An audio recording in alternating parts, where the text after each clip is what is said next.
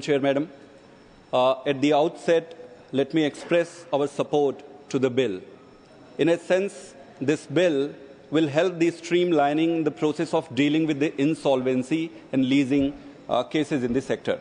Honorable Chair, Madam, despite India agreeing to the Cape Town Convention in 2001 and other international protocols in 2008, it has taken all these years today to bring the legal support to the agreement that we showed several years ago.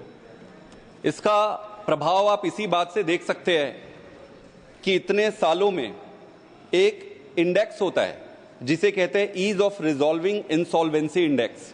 इस index में यह दिखाता है कि कोई एक देश जो इंसॉल्वेंसी के केसेस होते हैं उसको कितने इजी और अच्छे तरीके से रिजॉल्व करता है। इसमें भारत की जो स्थिति है 190 देशों में 108वां स्थान है और इसका कारण यही है कि हमने कभी इन चीजों पर ध्यान नहीं दिया गया। तो शुरू में हमने ये कहा कि हम सपोर्ट करते हैं और हम अच्छे बिलों का सपोर्ट करते रहेंगे, लेकिन बड़ा प्रश्न ये है कि इतने डिले के बाद इसको क्यों लाया गया है। ऑनरेबल चेयर मैडम, किसी भी सेक्टर में, खास करके इस सेक्टर में जो कि काफी कैपिटल इंटेंसिव है, कैपिटल इंटेंसिव जो सेक्टर होता है उसमें जो इन्वेस्टर होता है और जो इसमें स्टार्टअप करते हैं या कंपनी होती, इन दोनों के हितों का ध्यान रखना पड़ता है।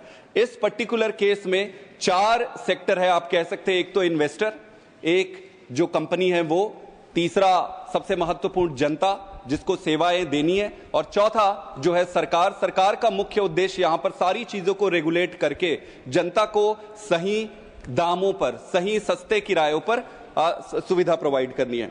ऑनरेबल चेयर मैडम, इस बिल के माध्यम से ये किया जा रहा है कि जो इन्वेस्टर्स है, जो क्रेडिटर्स है और जो लीज पे एयरक्राफ्ट देते हैं, उनके लिए ये बिल बनाया गया है, उनके सहयोग के लिए, ताकि उनका पैसा डूबे ना और इंटरनेशनल लेवल पे और नेशनल लेवल पे जो इन्वेस्टर है उनका कॉन्फिडेंस अच्छा रहे। ये बहुत जरूरी है। जब तक उनका कॉन्फिडेंस बूस्ट नहीं रहेगा, अच्छा नहीं रहेगा, तब तक कोई पैसा नहीं लगाएगा, और कोई पैसा नहीं लगाएगा तो जो ये एरिया है, सेगमेंट है, वो एक्सपैंड नहीं होगा। तो ये बहुत जरूरी है और बहुत अच्छा है।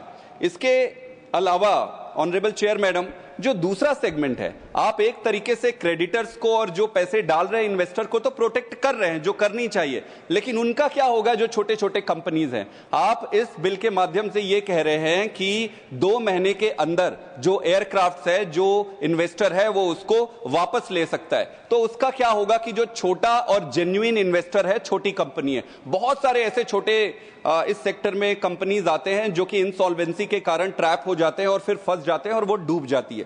तो इसमें बड़ा प्रश्न ये है कि इस पूरे सेगमेंट के हेल्थ के लिए इंपॉर्टेंट ये है कि जो छोटी कंपनीज है उनके इंटरेस्ट को कौन प्रोटेक्ट करेगा। इसके लिए जरूरी ये होती है कि आप अच्छी तरीके से हेल्दी कंपटीशन रखते और लेवल प्लेइंग फील्ड रखते। Level playing field honourable chair madam ऐसे सभी सेक्टर्स में बहुत इंपॉर्टेंट होते हैं और सरकार का काम यही होता है कि लेवल प्लेइंग फील्ड प्रोवाइड करे। किसी एक कंपनी, किसी एक एजेंसी या किसी एक फ्रेंड या किसी भी एक व्यक्ति के तरफ अगर आपका पूरा झुकाव गया तो आप डिससर्विस उस बाकी छोटे एजेंसियों से नहीं करते, आप डिससर्विस अपने देश से करते हैं। लेवल प्लेइंग फील्ड बहुत इंपॉर्टेंट है ऑनरेबल चेयर मैडम।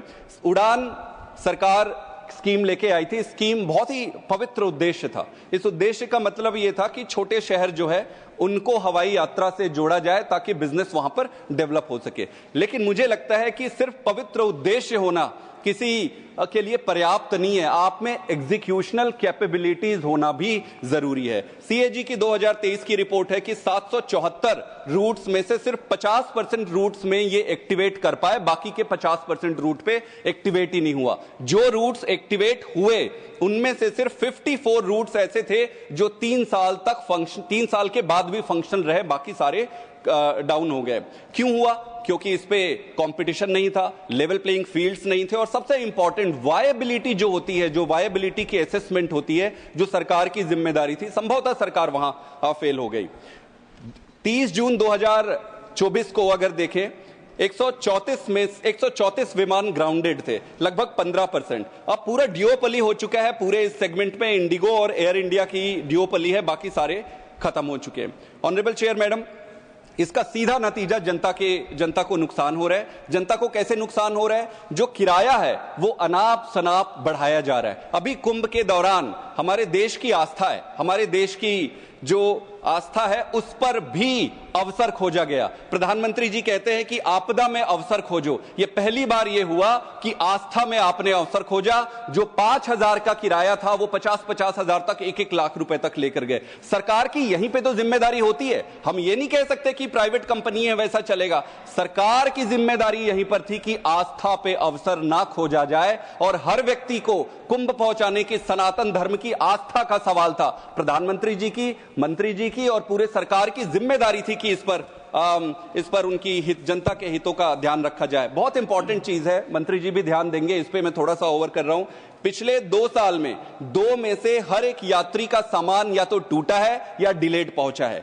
हर 4 में से एक यात्री ने कंप्लेन किया और जो कंप्लेन थे उसका रिस्पॉन्स में कोई जवाब नहीं आया।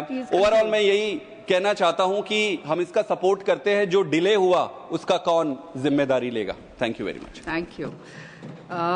श्री अयोध्या रामी रेड्डी आला जी। Thank you ma'am.